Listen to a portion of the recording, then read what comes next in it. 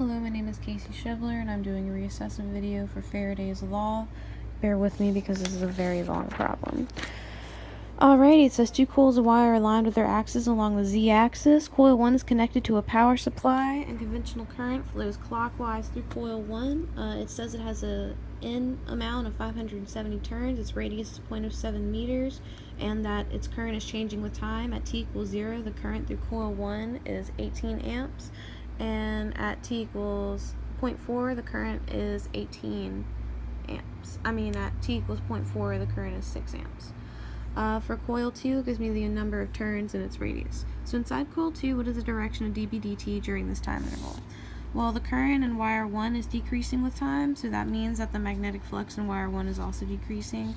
Current is flowing clockwise and decreasing, therefore the magnetic flux will point in the positive z direction, because whenever you use the right hand rule, the current is curled with your fingers and your thumb points in the direction of the magnetic field. So the magnetic field decreasing in the negative z direction, so that means flux will be decreasing in the positive z direction.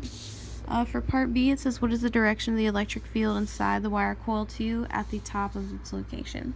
So the electric field or the curly electric field in this case will travel clockwise with the current. So at the top of the coil, it's going to be pointing in the positive x direction. For part C, it says that time equals 0. What is the magnetic flux through one turn of coil 2? So I have find dB dt of coil 2. The magnetic field at coil 1 is what induces the magnetic flux at coil 2, so I need to find the magnetic field at coil 1 so I can plug it in to B perpendicular to A to give me my magnetic flux. I know that I have my number of turns times my mu naught over 4 pi. I then have 2 pi times my radius of my coil 1 times 18, which is the current at the time specified, plus z, which was my distance between my coils, and r, which is the radius of my coil 1 to the 3 amps power.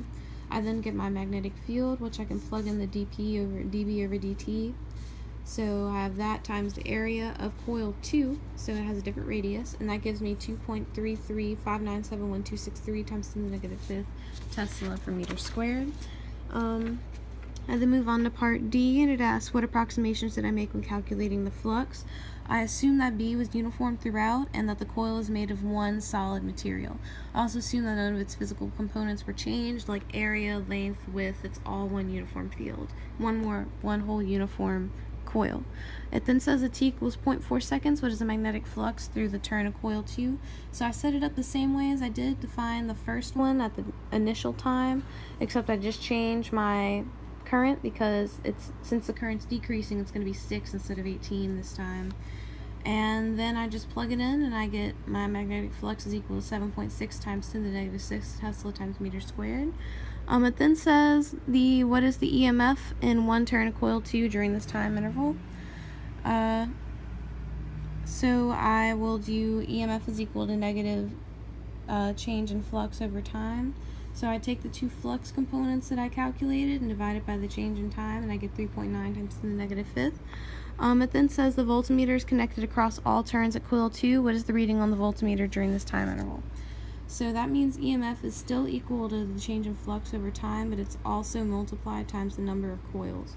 So that means I get my previous value times 275, which gives me 0.010725. So I then move on to part H, which says during this interval, what is the magnitude of the non-Coulomb electric field inside of coil 2? So I have EMF is equal to the electric field times the change in area, which gives me EMF, which is equal to electric field times area. So electric field is equal to EMF over A times N, because it's a coil. So I have 0.010725 divided by the area of coil 2 times the number of coils gives me 2.07 times 10 to the negative 4th. It then says that t equals 5 seconds, the current in coil 1 becomes constant.